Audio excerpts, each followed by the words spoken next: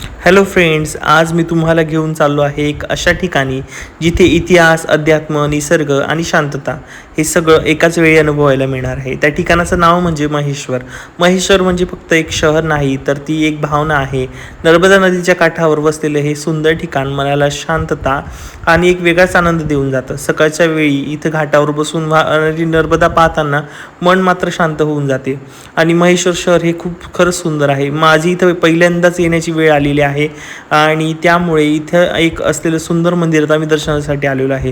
हे मंदिर अतिशय प्राचीन असं सांगितलं तर रामराज्याच्या काळापासून इथं हे मंदिराची स्थापना आहे. या मंदिरात तूप चढवण्याची प्रथा आहे.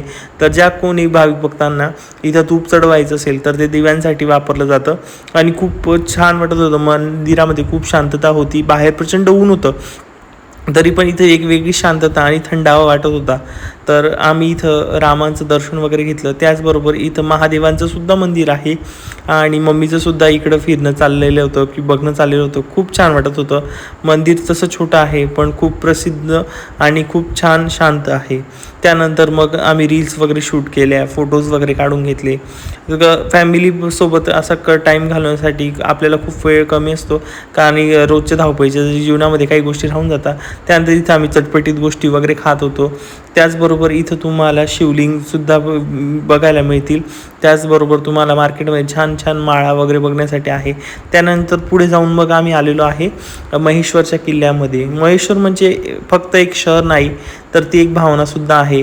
या शहराची खरी ओळख म्हणजे अहिल्याबाई होळकर. त्यांनी केवळ राज्य केलं नाही, तर त्यांनी लोकांच्या मनात घर केलं. न्यायप्रिय, दयाळू आणि दूरदृष्टी असलेल्या अहिल्याबाई होळकरांनी महेश्वराला एक सांस्कृतिक आणि आध्यात्मिक केंद्र बनवलं. आजही त्यांच्या किल्ल्यात फिरताना त्यांच्या कार्याची जाणीव होते. महेश्वर किल्ला म्हणजे फक्त इतिहास जिवंत झाल्यासारखा वाटतो. दगडी भिंती, दरवाजे आणि खाली वाहणारी नर्मदा हा नजारा शब्दात सांगणं कठीण आहे. इथं उभं राहिल्यावर वाटतं की आपण आपल्या पूर्वजांनी आपल्यासाठी किती सुंदर वारसा जपून ठेवला आहे. आणखी एक खास गोष्ट म्हणजे इथली सुप्रसिद्ध अशी माहेश्वर साडी. हातमागावर विणली जाणारी साडी, वस्त्र ती परंपरेची ओळख आहे. प्रत्येक धाग्यात मेहनती, संस्कृती आणि सौंदर्य विणलेले असं आहे. म्हणूनच महेश्वरची साडी ही जगभरात प्रसिद्ध आहे. पण मला सर्वात जास्त भावतं ती इथली शांतता आणि सुंदर असं मनमोहक नर्मदा घाट. तर मग आम्ही सर्वांनी ठरवलं की आता आलोच आहोत, तर मग बोटीत बसल्याला काही हरकत नाही. आणि बोटीतून बघताना नर्मदेचा घाट इतका सुंदर वाटत होता. आजूबाजूला अतिशय दूरवर अशी माणसं, कोणी त्या नदीचं आरती करत होतं, कोणी त्या नदीत डुबकी मारत होतं. प्रत्येकजण आपल्या आपल्या वेगवेगळ्या भावनेने कार्य करत होते आणि इतक्या उन्हातही एक थंडावा जो मिळत होता, तर त्याचं काहीतरी न्यारच वारे होते. आणि इथं हा माझा भाऊ आहे. त्यानंतर आम्ही सगळेच जण बसलेलो होतो. मला पण खूप छान वाटत होतं. काहीतरी 6 घाट बनारसच्या घाटासारखाच आहे हुबेहूब. बनारसचं जसं काशी विश्वनाथला गेल्यानंतर आपल्याला गंगेमध्ये बोटीने फिरवलं जातं, त्याच प्रकारे इथंसुद्धा आपल्याला बोटीने फिरण्यासाठी अनेक बोटी अवेलेबल्स आहेत.